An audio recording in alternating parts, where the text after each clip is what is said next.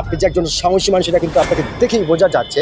তো যেহেতু আপনি বাংলাদেশের একজন সচেতন নাগরিক, ওই একজন সাহসী মানুষ, সেই ক্ষেত্রে এই বিষয়টি আপনার কাছ থেকে জানতে চাচ্ছি যে আমাদের বাংলাদেশের সাবেক প্রধানমন্ত্রী শেখ হাসিনা কারণে অকারণে বেকারণে বাংলার জমিন ছেড়ে ভারতের জমিনে অবস্থান করতেছেন। তো এই বিষয়কে কেন্দ্র করে বাংলাদেশের বিভিন্ন ধরনের মানুষ বিভিন্ন ধরনের কথা বলছে।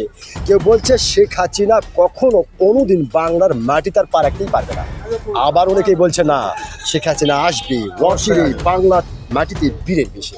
তো আপনার কাছে জানতে চাচ্ছি যে আসলে উনি আসতে পারবে কি না। জি আসতে পারবে, আসতে হ্যাঁ পারবে, তার প্রয়োজন।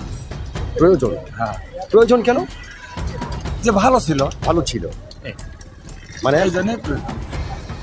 মানে উনি আসতে পারবে এই জন্যই যে উনি ভালো ছিল এবং হ্যাঁ। দেশের জন্য ওনাকে প্রয়োজন, প্রয়োজন। যার কারণে উনি আসতে পারবে।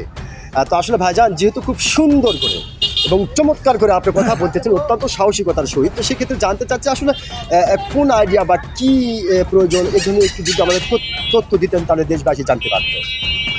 প্রয়োজন মানে দেশের অনেক কিছু করেছে, অনেক কিছু করেছে, তারপরে যে ভাব ছিল না, এই জন্যই তার প্রয়োজন। আমরা যা ভালো থাকি এটাই আমরা চাই, এটাই চাই। আমাদের জনগণ এটাই চাই, আর তো কিছু চাই আর না। তো কিছু চাই না। কারণ এই যে অভাব অনটনে আমরা তেল পাই না, দ্বিতীয়তে সার পাওয়া গেলে তাক পাওয়া যায় না।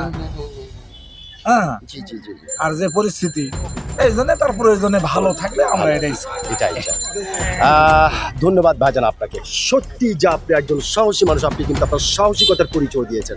আপনি অত্যন্ত গুরুত্বপূর্ণভাবে বেশ কয়েকটি কথা বলেছেন। আমি আশা করব আপনার এই গুরুত্বপূর্ণ কথাটি বাংলাদেশের সমস্ত নাগরিকদের হৃদয়ে জায়গা করে দেবে। অসংখ্য ধন্যবাদ আপনাকে। আচ্ছা।